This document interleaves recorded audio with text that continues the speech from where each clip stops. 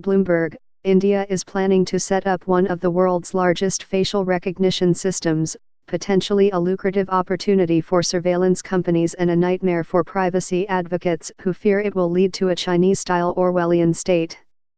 Prime Minister Narendra Modi's government will open bids next month to build a system to centralize facial recognition data captured through surveillance cameras across India. It would link up with databases containing records for everything from passports to fingerprints to help India's depleted police force identify criminals, missing persons, and dead bodies. The government says the move is designed to help one of the world's most understaffed police forces, which has one officer for every 724 citizens, well below global norms. It also could be a boon for companies. TechSci Research estimates India's facial recognition market will grow six-fold by 2024 to $4.3 billion, nearly on par with China. But the project is also ringing alarm bells in a nation with no data privacy laws and a government that just shut down the internet for the last 7 weeks in the key state of Kashmir to prevent unrest. While India is still far from implementing a system that matches China's ability to use technology to control the population, the lack of proper safeguards opens the door for abuses. We're the only functional democracy which will set up such a system without any data protection or privacy laws, said Apa Gupta, a Delhi-based lawyer and executive director of the Internet Freedom Foundation, a non-profit group whose members successfully lobbied the government in 2015 to ensure net neutrality and reject platforms like Facebook Inc.'s Free Basics. It's like a gold rush for companies seeking large unprotected databases. Black Market. A draft data protection bill presented to the government last year still hasn't been approved by the cabinet or introduced into parliament. The country has already had problems implementing Aadhaar, one of the world's biggest biometric databases linking everything from bank accounts to income tax filings, which been plagued by reports of data leaks and the growth of a black market for personal information. So far, not much is known about which companies might bid on the facial recognition system. Minutes of a meeting with potential bidders, obtained by the Internet Freedom Foundation through a right to information request, showed unidentified companies sought clarifications on integrating facial recognition data with state databases and whether it should be able to identify people with plastic surgery. Vasudha Gupta, a spokeswoman for the Home Ministry, didn't respond to an email seeking comments about the system. For some in the police force, the system will be an essential tool to fight crime if implemented properly.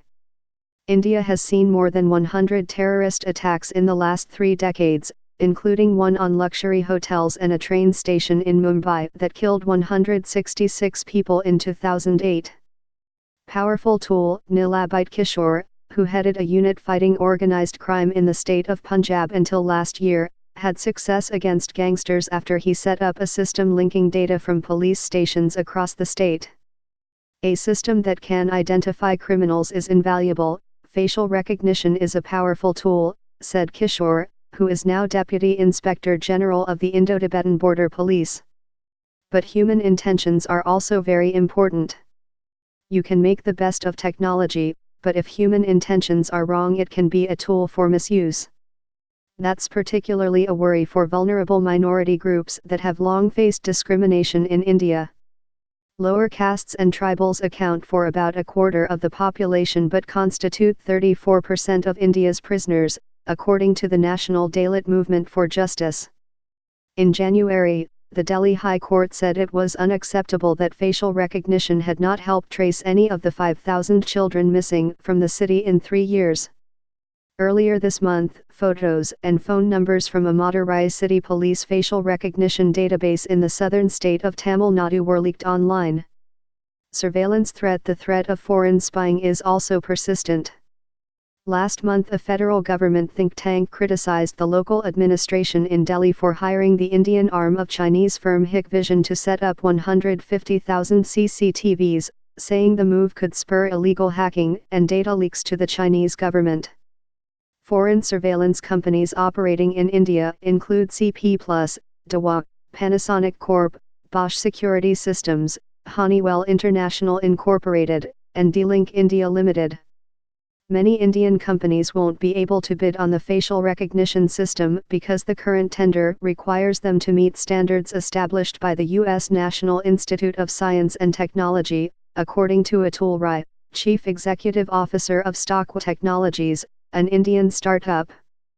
Rai, whose company has developed facial recognition for 8 local police forces, said India doesn't have the same quality cameras as China, making it harder to meet the goal of being able to identify any person with an integrated system.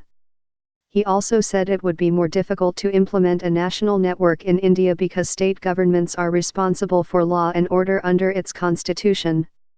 But if this one happens in line with the government's plan, it should be a China-like system, Rai said. Any powerful country wants to be like China when it comes to using technology to monitor people, even Western countries. With assistance from Santosh Kumar. To contact the reporter on this story, Archana Chaudhary in New Delhi at ACHAUDHARY2@bloomberg.net. To contact the editor responsible for this story, Ruth Pollard at RPOLLARD2@bloomberg.net. For more articles like this, please visit us at bloomberg.com.